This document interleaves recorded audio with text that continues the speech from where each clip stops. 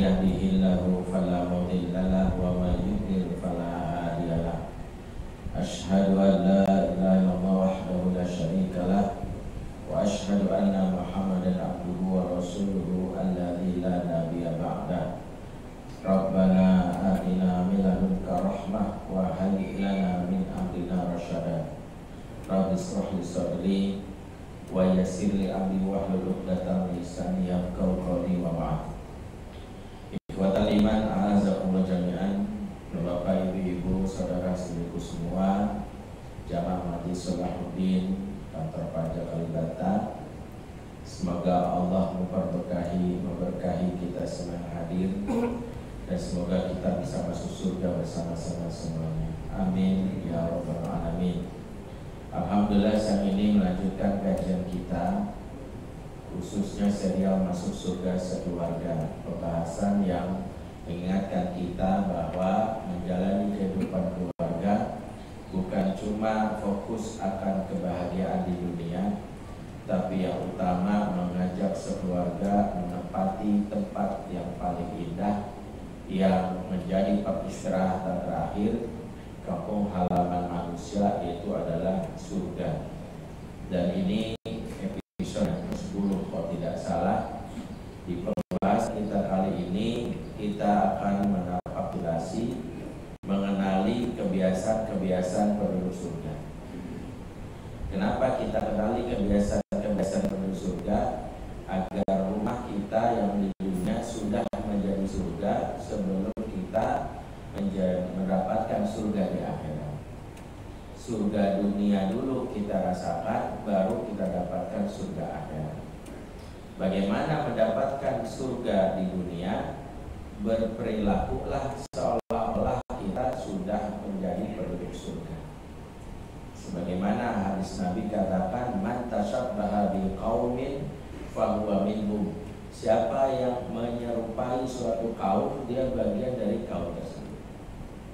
Kita mirip-miripin dengan pakaian orang Jepang, gayanya, jalannya, maka kita dianggap bagian dari kaum tersebut. Kita mirip-miripin pakaian kita kayak orang bule, pakaiannya, cara jalannya, gaya hidupnya, maka kita bagian dari kaum tersebut. Demikianlah apa yang disampaikan Nabi. Maka ketika kita belajar tentang menjadikan keluarga kita, rumah kita seperti surga, mirip-miripinlah karakter kita dengan kebiasaan penduduk surga. Apa saja itu sudah kita bahas di pertemuan sebelumnya. Surga identik dengan ucapan salam, sudah kita bahas. Yang kedua, surga identik dengan si rasa aman di dalam kebiasaan bersurga itu, mendapatkan rasa aman. Hari ini Allah jelaskan dalam surat Al-Hijr ayat ke-47, di antara yang akan dialami setiap manusia masuk surga, apa kata Allah?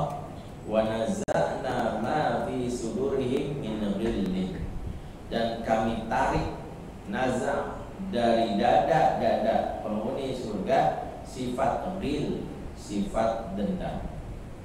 Di antara makna ghil, kata para ulama, adalah sifat dendam. Tapi sebagian ulama mengatakan ghil ini bukan cuma dendam. Seluruh perasaan negatif yang ada di dunia tak terbawa sampai ke surga. Makanya Allah sebelum seseorang masuk surga, perasaan itu ditarik, sehingga nanti di surga yang ada perasaan positif. Makanya nggak ada orang yang nanya nyeleneh gitu, Ustaz, kalau masuk surga kan senang-senang terus tuh, emangnya enak apa hidup flat gitu? Apa enggak itu sesekali kita dibakar neraka itu ada adrenalinnya? Pertanyaan ini kan menunjukkan bahwa rasa bosan terhadap kesenangan karena masih ada perasaan gil di dalam dunia. Kalau di surga nggak ada tuh orang yang bosan. Misalnya makan, ya ini lagi, ya ketemu bidadari, ya ini lagi, nggak ada. Surga itu identik dengan kesenangan tanpa rasa bosan. Di surga juga nggak ada ya perasaan yang disebut dendam. Makanya Dendam yang menjadi salah satu pangkal yang merusak manusia itu dicabut. Jadi kita nggak ada tuh yang maaf nih ketemu mantan gitu ya, lu ke masuk surga. Wah ini Allah salah hisab.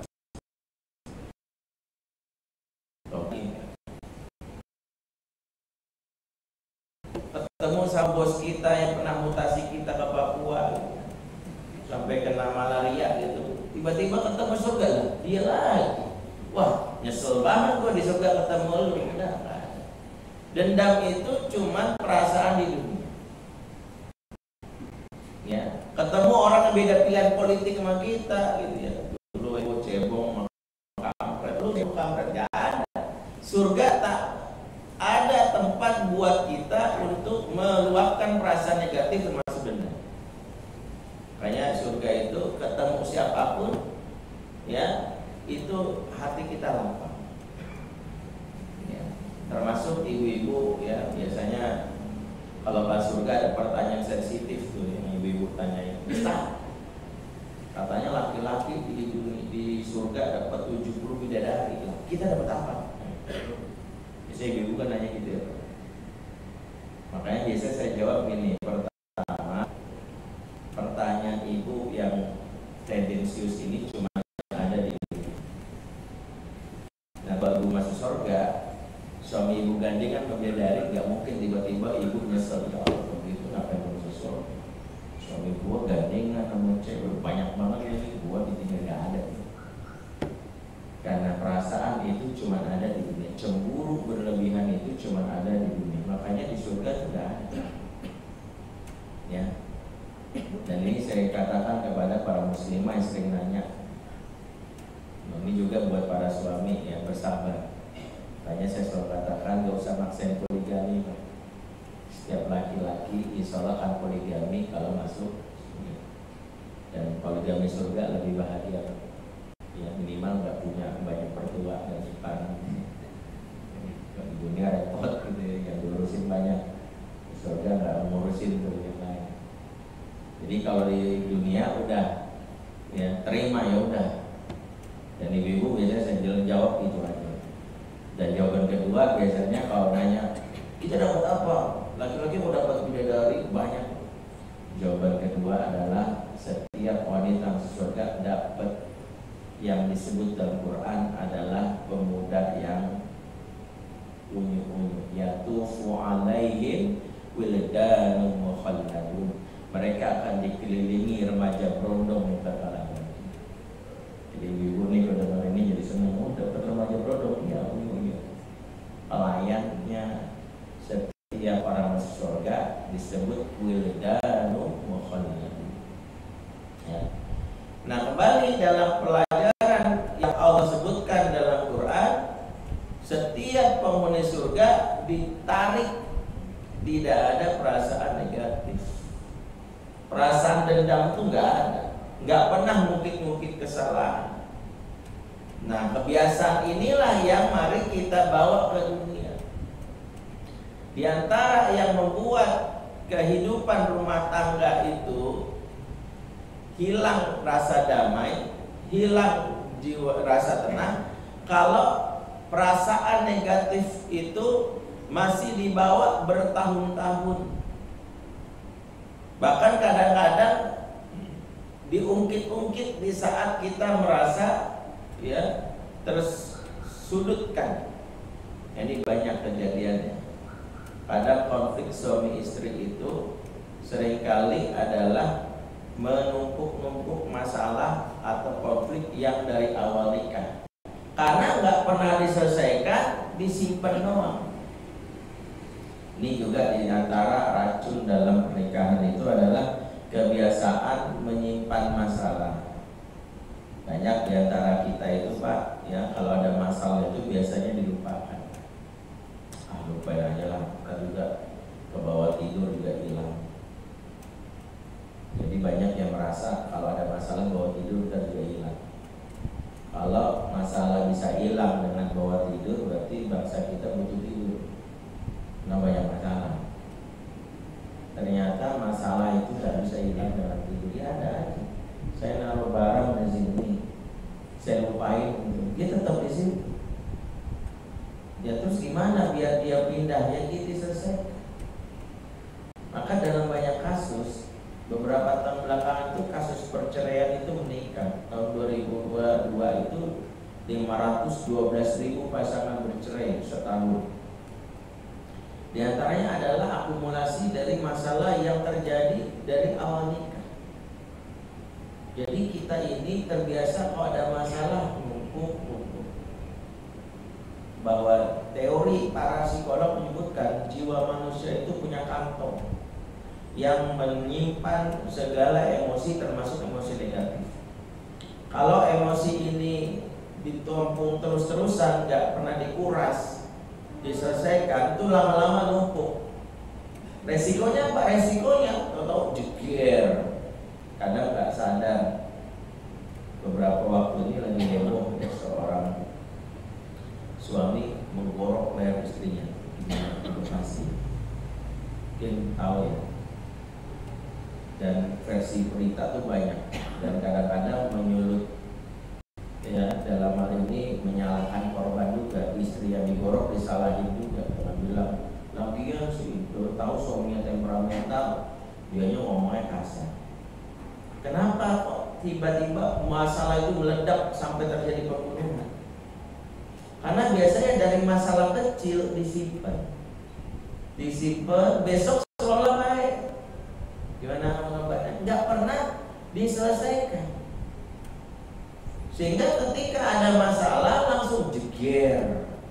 Ada yang menyimpan emosi itu sampai nggak sanggup, akhirnya kesel sampai mukul, sampai lebih fatal seperti kasus yang terjadi kemarin sampai digorok oleh istrinya. Karena setiap ada masalah dipendam. Padahal kantong emosi manusia itu punya kapasitas. Kalau berlebihan over. Makanya ini salah satu mengapa jangan membiarkan masalah itu diselesaikan dengan diam. Diam-diaman itu bahaya. Kadang kita laki-laki termasuk saya juga kalau ada masalah itu cenderung pada diam. Tapi kita simpen ya, ya, begitu ada trigger lagi kita marah, kita simpen. Kadang-kadang apa yang terjadi ketika ada puncak batas dari kapasitas emosi kita, lama-lama di luar kebiasaan kita menjadi pribadi yang kasar. Ada yang mukul, ada yang sampai melakukan tindakan KDRT. Inilah yang khawatir. Makanya dalam banyak kasus jangan meremehkan isu-isu yang kecil yang kalau dibiarkan jadi masalah yang sepele, masalah yang besar. Dalam beberapa kali saya melakukan konseling pernikahan, ada satu kasus unik. Saya nggak tahu pernah cerita di sini apa belum, tapi saya ceritain sebagai pelajaran. Jadi pernah saya nanganin kasus seorang ibu menggugat cerai suaminya gara-gara nggak dibeli martabak telur. Remeh kan? Nah, kok bisa martabak telur doang remeh banget? Dulu saya juga berpikir begitu.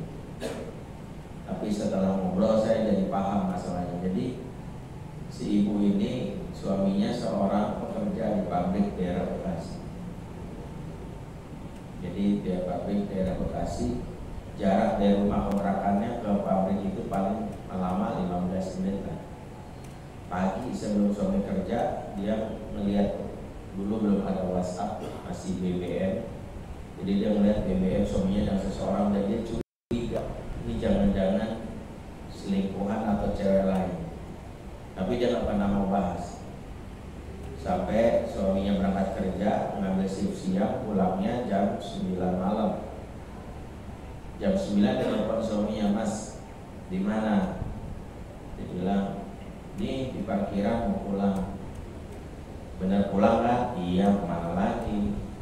Suaminya demi menghibur istrinya biar gak ngomongnya ngelantur, "Dek, kamu seneng martabak telur yang di pojok jalan itu gak disebutlah nama sebuah usaha martabak martabak. Oh iya Mas, itu enak, beli ini, aku juga lapar. Ya nanti pulang beli. Ya udah ditutup. Paling lama kalau udah sampai di martabak paling setengah jam atau 40 menit. Ini kok belum pulang juga, ditelepon.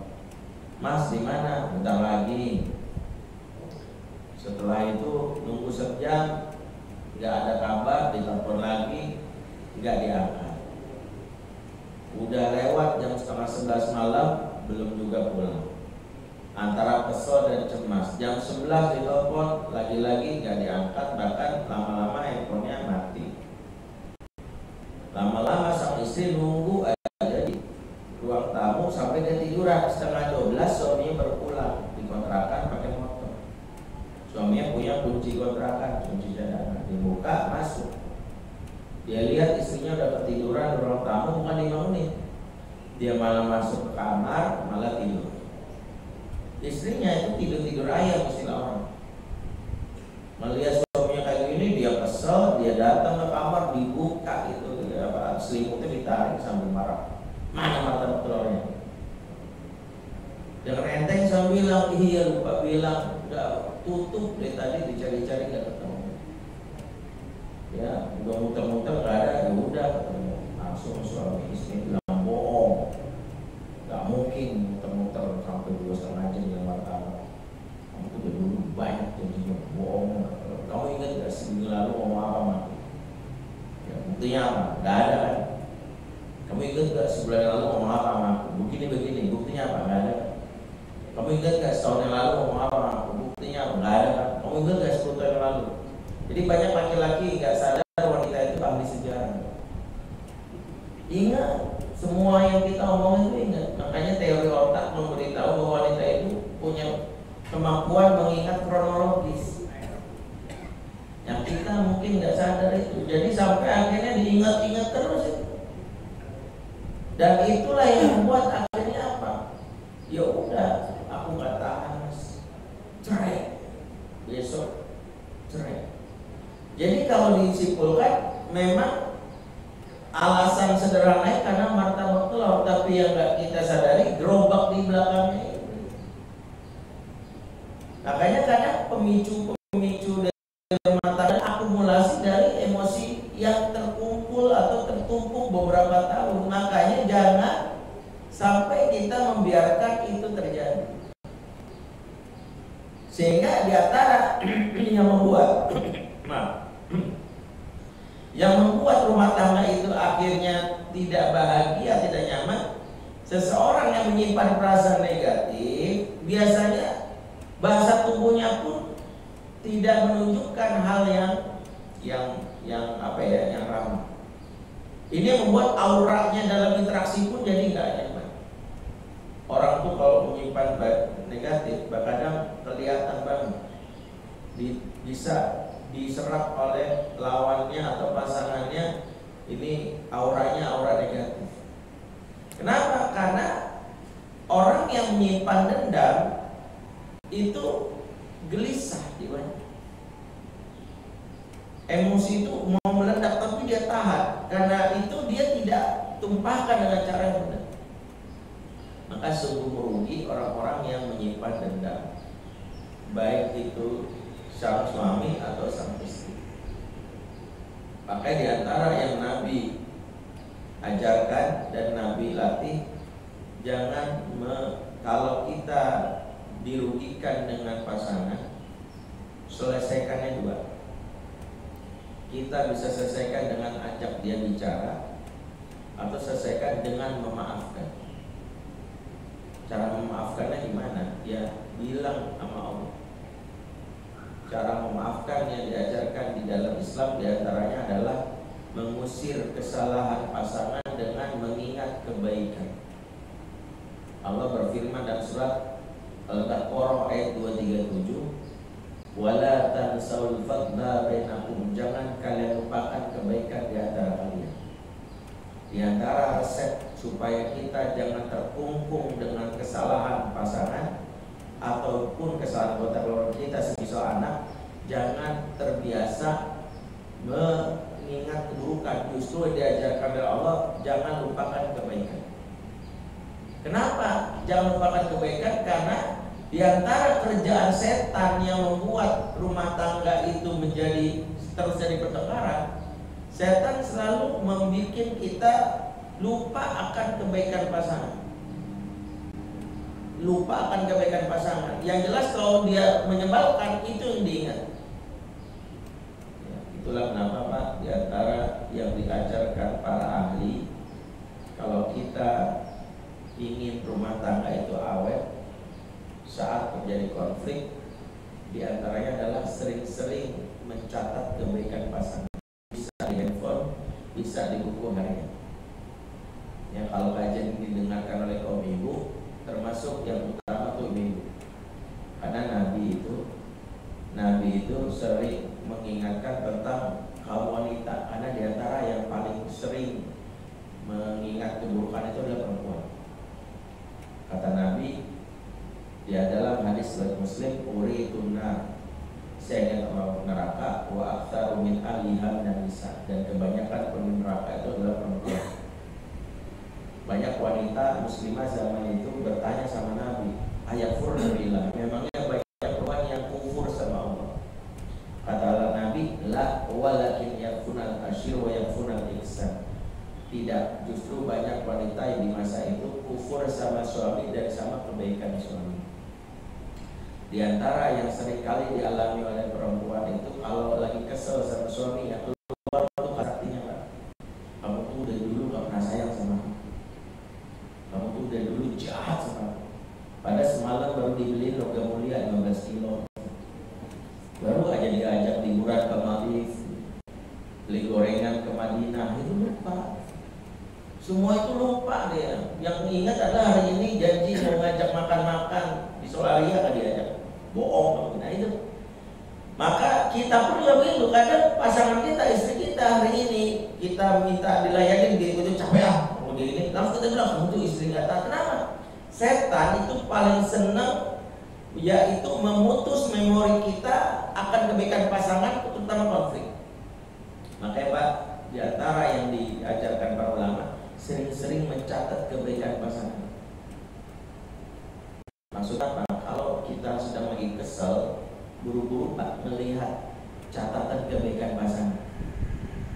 Kadang-kadang kita ini sering berdalih ya, termasuk mungkin saya. Kan ada dalil mengatakan jika seorang lelaki tidur dalam keadaan marah kepada istrinya, maka malaikat melaknat istrinya sampai pagi. Kan tahu dalilnya itu? Sayangnya banyak laki-laki dengan dalil ini malah senang. Justru kalau saya nggak senang Pak, masa iya saya senang istri saya dilaknat? Kan saya pengen masuk surga bareng sama dia. Makanya diantaranya jangan sampai tidur dalam keadaan membawa amarah. Kalau nggak istri kita dilaknat, masa sih setega itu kita pengen masuk surga bareng tapi istri kita ini? Ya tapi emang kesel Ustaz. Soalnya di mana ya istri saya itu melawan mulu. Nah, kenapa kita kesel? Karena mungkin kita nggak pernah catat kebaikan istri. Nggak pernah catat. Saya pernah Pak praktekkan, saya itu selalu menulis kebaikan istri saya tanpa dia perlu tahu. Itu apa saya tulis atau saya supaya karena suatu malam saya lagi pulang kajian malam lapar. Saya tidur terus saya orang ini kamu dong masak lagi, masak apa, bikin Indomie telur. Terus bisa bilang Bib, bayar Abi udah makan mie gak boleh malam-malam, kata dokter Zaidul Akbar. Dokter sebut mazhabnya dari Zaidul Akbar, kalau malam itu makannya rimpang-rimpangan, buah-buahan. Saya bilang lapar, lapar ditawarin buah-buahan enggak ya. Dia bilang enggak, itu over. Sampai tidur bisa besok aja kalau mau, kan jatahnya seminggu sekali makan. Ya udahlah kalau mau kesel Pak. Saya masak aja sendiri, saya buka ya ke dapur, saya buka lemari yang biasa nyimpen itu makanan. Ternyata lemarinya dikunci Pak. Makin gondok lagi ya Allah, tega banget. Suami lapar nih, dikunci juga, mana kunci saya nggak ada, mana kunci belakang. Tapi di situ saya jujur, saya pernah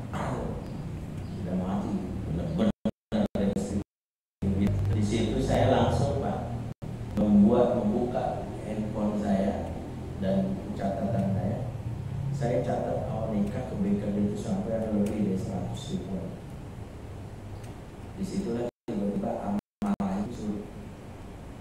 Tahu nggak? Saya menganggap istri saya yang hari itu mengesalkan ibarat saya ternodai tetesnya hadis, tapi tersapu oleh samudra kebaikan dia yang saya ingat. Sebagian besar kita itu gampang marah, suka mengungkit kesalahan karena kita nggak kebaikan masalah. Makanya yang kita itu bukannya hari ini dia batalkan cabut. Maka yang dilakukan kebalikannya, hari ini pulang dilayani, disambung masakan kesukaan kita catat. Hari ini dia membuat masakan kesukaan saya. Besok dia melakukan apa? Melayani kita dirancang dengan puas. Besok dia misalnya apa? Ya, kita suruh apa? Dia taat.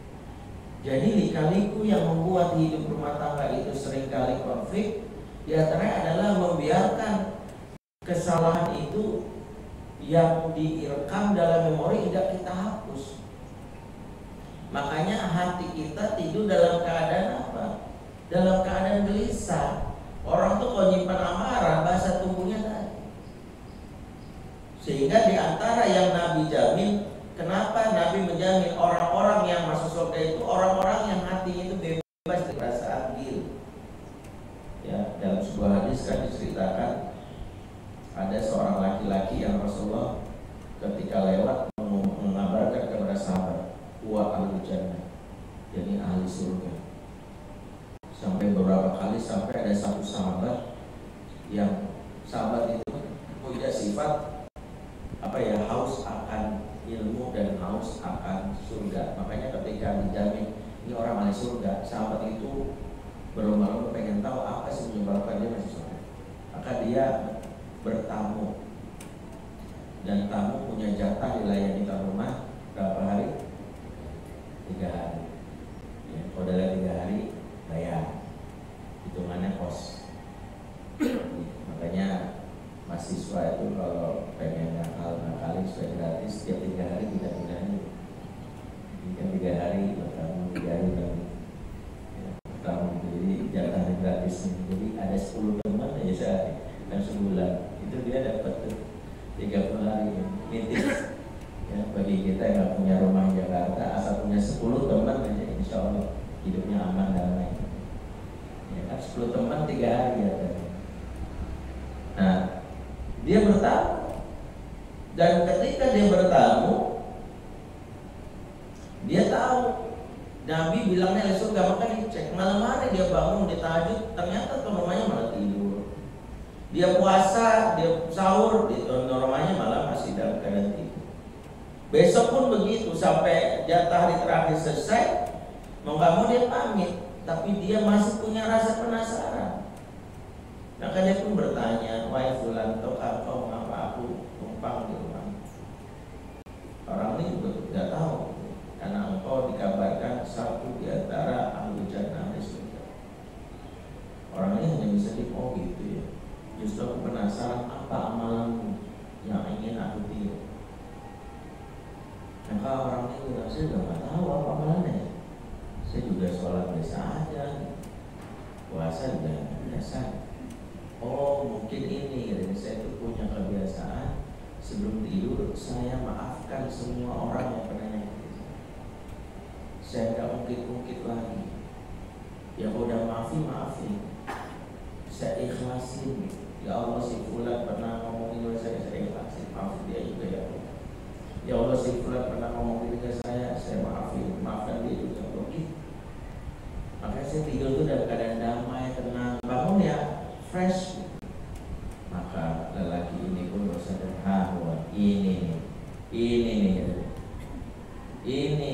inilah yang membuat engkau masuk menjadi golongan ahli jannah. Maka orang-orang yang memaafkan, orang-orang yang melapangkan hatinya saat dia berada dalam pernikahan, itu dia mendapatkan surga di dunia dan juga surga akhirat. Makanya jangan biasain memendam masalah. Yang benar selesaikannya 2 caranya. Pertama, ngobrolin. Boleh nggak nyampe boleh aja. kita obrolin.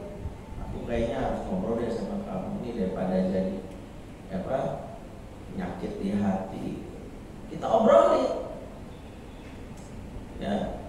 Dan ini juga diantara yang harus dibiasakan. Makanya rumah tangga yang memang diantara pintu rusak rumah tangga kalau jarang ngobrol. Ngobrol tuh termasuk membicarakan kalau ada masalah harus bicarakan. Ada yang bikin kesel sampaikan, baik suami atau istri. Kadang-kadang suami istri itu berharap pernikahan itu suami atau istri itu langsung paham. Kenapa kita marah, kita diemin. Ya, mudah dia paham. Kita bukan nikah sama dukun atau pembaca ramalan gitu. Kita nikah sama orang yang dia belum tentu kenal kita seutuhnya. Ya namanya kita orang lain nikah dengan orang lain dan kata pernikahan gitu. Maka apa yang membuat kita akan paham ya diobrolin. Bisa apa? Kamu tahu nggak kenapa aku kemarin itu kesel banget sama kamu? Nggak tahu. Karena begini aku tuh merasa begini, diobrolin. Kalau kita kan udahlah. Boleh melupakan kalau ikhlas, bedakan melupakan dan ikhlaskan. Kalau ikhlaskan dia sampai gimana Ustaz supaya mengikhlaskan, supaya hati kita ini yang kesel sama pasangan ini kalau diobrolin malah jadi masalah, gimana caranya? Caranya adalah tadi mencatat kebaikannya, atau yang kedua memberi hadiah kepada ternyata. Di antara tips Quran dalam rangka membersihkan hati dari emosi-emosi negatif berkarat, salah satunya dengan memberi. Kepada siapa? Kepada orang yang menyakitkan hati kita. Wah, ini ilmu tingkat tinggi. Dan inilah yang disebut oleh Allah sebagai pribadi yang muhsin. Sebutkan dalam surat Al-Imran ayat 134. Allah berfirman dalam ayat ini, alladzina yunfiquna fis sarai wa dharra wal kaziminal ghaiz wal 'afina 'anil nas, yaitu orang yang suka sedekah di saat lapang dan sempit, dia suka menahan amarah dan memaafkan kesalahan orang lain. Kata para ulama, tiga sifat ini terikat, saling terkait. Satu, sedekah di saat lapang dan sempit, saro wa dharra. Makna sarwadoro ada dua. Satu, sedekah saat lapang dan sempit itu sedekah saat lagi banyak harta atau sedikit harta. Itu maknanya. Lagi awal bulan pas gajian sedekah. Lagi akhir bulan udah mepet banget tiris nih tabungan, tetap sedekah. Kalau masih tetap beri orang. Atau makna kedua sarwadoro adalah sedekah kepada orang yang kita sayangi atau kepada orang yang kita kesel, benci, sedekah. Dan ini dipraktekkan oleh sahabat termasuk yaitu Abu Dzar Al-Ghifari atau Abu Bakar As-Siddiq yang pembantunya ngeselin justru dikasih hadiah bahkan dibebaskan. Jadi sedekah saat lapang dan sempit, yang kedua menahan amarah, yang ketiga memaafkan kesalahan orang lain. Kata para ulama, tiga sifat ini saling terikat. Kalau satu sifat copot, apa maksudnya? Orang yang suka sedekah di saat lapang dan sempit pasti bisa menahan amarah, dan yang pasti dia bisa memaafkan kesalahan orang lain. Sebaliknya orang yang pelit, perhitungan, biasanya gampang marah dan biasanya dendaman. Makanya pernah ada ibu cerita sama saya, Ustaz, kenapa ya suami saya itu marah-marah, setiap saya itu marah, saya marah. Terus saya tembak suami ibu, pasti pelit. Kok Ustaz tahu sih? Ya memang begitu. Biasanya maaf nih, orang pelit biasanya gampang marah, biasanya dendam. Maka supaya kita gak gampang marah, supaya kita gampang maafkan, cara yang diajarkan dalam Islam apa? Belajar sedekah di saat lapang dan salah satunya apa? Sama orang yang ngeselin supaya enggak menimpa perasaan, berikan. Berarti kalau istri ngeselin berikan ya, hati kita lapang. Itu pula yang mungkin dia akhirnya juga bersikap baik. Makanya ini juga diantara yang diajarkan Islam. Kenapa? Karena ketika kita hidup dalam pernikahan rumah tangga membawa kesalahan, mungkin kesalahan itu gak nikmat. Ada orang 20 tahun nikah masih seputar itu aja terus. Makanya orang tuh kalau nggak selesai masalah, kadang-kadang gampang tertrigger marah. Ada istri yang cemburuan, ya mungkin maaf ya suaminya pernah terjadi selingkuh walaupun sekedar untuk ya habis itu tuh kita berpikir udah maafin ya maaf saya, tapi nggak pernah diobrolin. Dia juga nggak ikhlasin, pasti ke bawah-bawah, kemana-mana tuh pasti curiga, prasangkanya tinggi. Ya, kalau suami handphonenya kegeletak langsung dicari, WA siapa nih? Ya suaminya lagi mandi langsung dicek. Kadang-kadang udah langsung prasangka tuh ketika suami WA sama orang nggak ada foto profilnya, lagi isi WA-nya Hai Say, padahal lagi WA temannya namanya Saiful. Kan ada ya, kan kita canda-canda gitu, teman Saiful dipanggilnya Say, walaupun jijik juga ya. Jadi kadang-kadang gitu, langsung istri bilang siapa nih gitu ya. Atau kadang-kadang dalam banyak kasus kita mau lurus aja masih kadang istri itu ketika insecure aja itu bisa aja omongan kita aja dijadiin trigger. Dek, setelah aku timbang-timbang, kenapa ngomong timbangan? Kamu nyindir ya, utang-utang badan aku. Lah, siapa yang nyindir? Maksudnya aku menimbang, tuh kan ngomong timbangan, padahal kan beda konteksnya Pak. Ini pernah nggak ada kayak gini? Mau beli mobil aja serba salah. Kayaknya sih nanti aku mau ganti mobil merek Sienta. Sienta, pertama-tama mantan kamu Sinta tuh. Kamu tempel nama di mobil Sienta. Nggak ada lagi di Sienta. Ayla kan nama mantan kamu tuh SMP. Jadi ada aja Pak.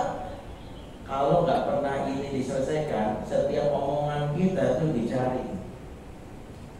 Berarti kalau udah kayak gitu gimana Ustaz? Duduk bareng. Kenapa sih ya kamu tuh setiap ngomong kayaknya belum selesai nih kita nih. Kalau belum selesai nanti triggernya mana-mana tuh ada gitu. Jadinya kitanya nggak nyaman. Kalau kita nggak nyaman, setan tuh masuk menawarkan. Maaf Pak, kadang-kadang lagi iman lagi lemah, ya setan di luar banyak bergentayangan. Ya ada setan yang ditakuti perempuan, ya, namanya Falak. Nama lengkapnya Falakor. Tahu ya? Nah itu Falakor ini nggak pakai taring Pak, nggak rapor. Yang sayangnya Falakor sendiri tahu banget cara memuaskan egonya suami. Maka ibu-ibu ada yang nanya, gimana Ustaz suami saya begini? Ibu tuh belajar teknik pelakor, tapi ke suami sendiri. Pelakor tuh tahu tuh, kalau pelakor WA aja tuh beda. Ya ada seorang suami di WA pelakor langsung tuh berbunga-bunga hatinya. Mas makasih ya, presentasi kamu awesome banget. Aku bangga banget satu tim sama kamu. Please Mas, ya ajari aku ya. Kenapa? Giliran istri WA, Mas beras habis, SPP belum kebayar. Aku tuh kalau jadi suami kerja yang benar aku. Jadi tuh aku nggak dimalu, ditagih mulu sama TU. Suami lagi lemah iman, pelakor WA, istri WA itu istrinya diganti kontak namanya jadi Kapolsek. Yang dimarah ganti Malampir, ini keren banget. Maka kalau kita tahu bahwa kita mudah tersulut atau pasangan kita sudah tersulut, selesaikan.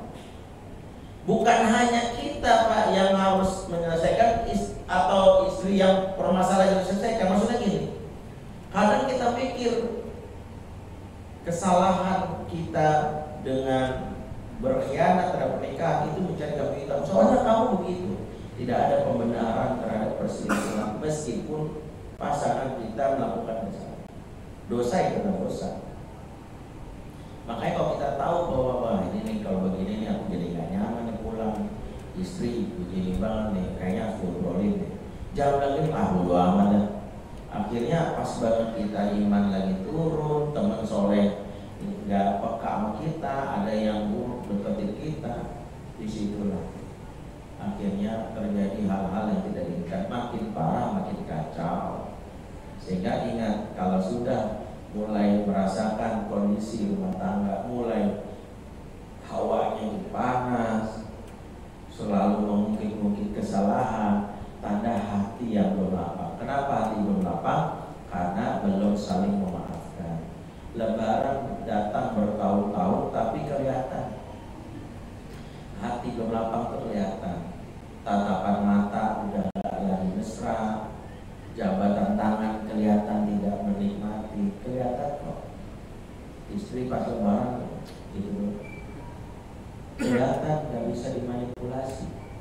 Kalau benar-benar hati lapang, pelukannya berbeda. Bahkan pelayanan dirancang saat kita berhubungan intim, kelihatan istri yang menahan amarah dengan istri yang dia mengapa pelayanannya beda. Kalau ada istri yang udah langsung aja, anaknya kayak gitu, gak usah kayak gitu. Kita langsung dalam prosesnya udah langsung terima itu, kelihatan memang ada emosi negatif dan kita membiarkan itu bodo amat ya. Dia yang marah, enggak, kita selesaikan. Apa sih buat kamu marah, belum bisa maafkan aku, duduk. Apalagi kalau kita tahu kesalahan kita fatal. Ada seorang suami maaf kata, dia kerja selingkuh dan istrinya tahu, dan jangan langsung berpikir maafin dong, kan udah minta maaf. Gak semudah itu untuk mengobati hati wanita yang terluka. Ingat, wanita itu bisa memaafkan tapi sulit melupakan. Makanya disebut mar'ah itu kal mir'ah. Mar'ah itu wanita, mir'ah itu cermin. Cermin itu sekali retak gak bisa kembali pulih. Sehingga jangan langsung menagih, kamu tuh begini. Yang harus kita lakukan adalah memperbanyak hal-hal yang membuat luka pasangan itu terobati, supaya jangan mungkin kesalahan. Gimana cara supaya jangan mungkin kesalahan? Perbanyak kebaikan. Tadi kalau pasangan kita berbuat kesalahan, ingat kebaikannya. Kalau kita berbuat kesalahan, perbanyak kebaikannya. Rumusnya dalam surah Hud 114, innal hasanat yudhibna sayyi'at. Sesungguhnya kebaikan yang banyak akan mengusir keburukan. Jadi kalau kita sudah melakukan kesalahan dan itu menyakitkan hati istri atau pasangan kita, maka perbanyak kebaikan, intens, rutin aja. Insya Allah kebaikan yang banyak akan mengusir perasaan buruk ada dalam hati pasangan kita. Kita lanjutkan insya Allah bulan depan, masuk seputar seri masuk surga keluarga. Aku lupa lihat fastaghfirullahaladzim subhanallah wa bihamdik asyhadu an la ilaha illa anta astaghfiruka wa atubu ilaik. Wa taufiq wal hidayah.